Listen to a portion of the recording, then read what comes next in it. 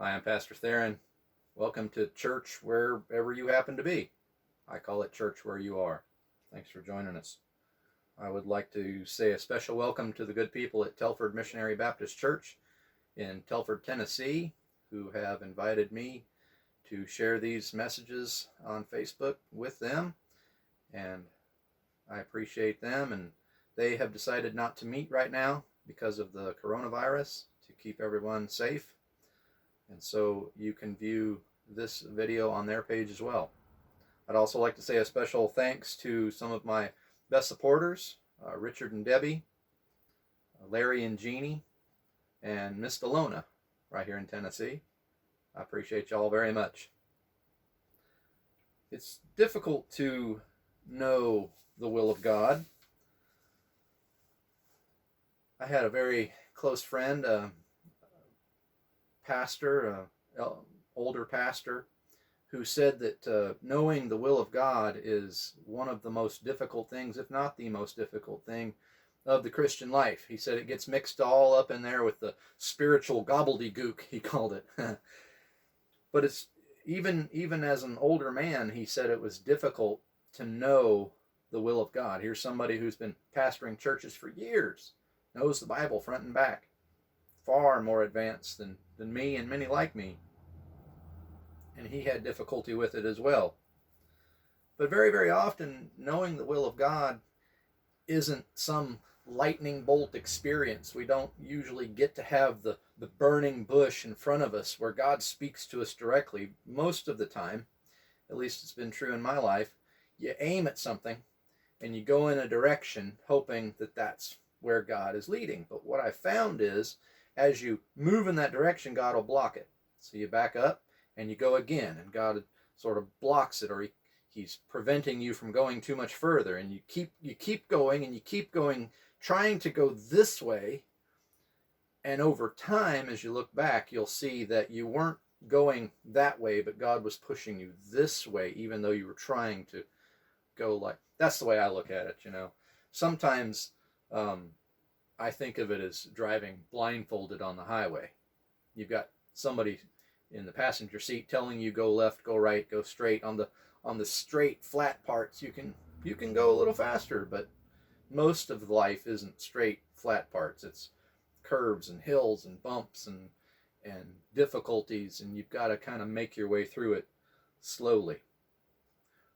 Romans chapter 12, verse 2 says this: "Do not conform any longer to the pattern of this world, but be transformed by the renewing of your mind. Then you will be able to test and approve what God's will is, his good, pleasing, and perfect will." I remember while I was in seminary, I was waiting patiently, or waiting for my first church to call me as the pastor, and trying to determine God's will. Well, this is the story of two churches, one in Mississippi and one in Louisiana. The church in Mississippi was near the town of Hazelhurst, if you're watching from there, right outside of Brookhaven and north of Macomb. Every Saturday night, we would leave from seminary and drive up to Hazelhurst, and we would stay at the music minister's house, or the church itself actually had a parsonage, the house the pastor lives in. They had a really good church campus. The chapel was lovely. The people were very nice. They had a good salary package. Every Saturday, we would be excited to drive up to Mississippi from New Orleans, where I was attending seminary. We'd drive about 2 hours. We'd go up to the church and meet the people and visit and hang out Saturday evening, and then Sunday afternoon after church. It was a very exciting time. But every Sunday night, it seemed like, as we finished the evening service and we said our goodbyes and we got back in the car to drive back to New Orleans, we would look at each other and say, that is not the place to be. That is not where God wants us to be. They were sure I was the right guy to be their pastor.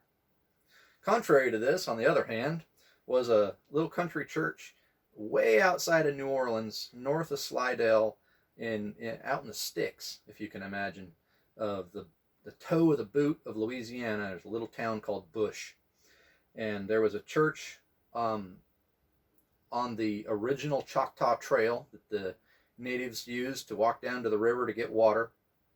The man who called me, a man by the name of Bush, whose family settled that area generations ago, told me that they could still find arrowheads in the ditches occasionally. I said, all right, now you're speaking my language. A guy who, a kid who grew up in Idaho and lived in Kansas while in the Army and found himself in Louisiana, that's about as close as I could get. He also said this to me. He said, when you live out here, you got to carry a couple things in your car all the time. You should have a gun and you should have a medical kit, because you never know how long it's going to take for the police or the ambulance to get to you.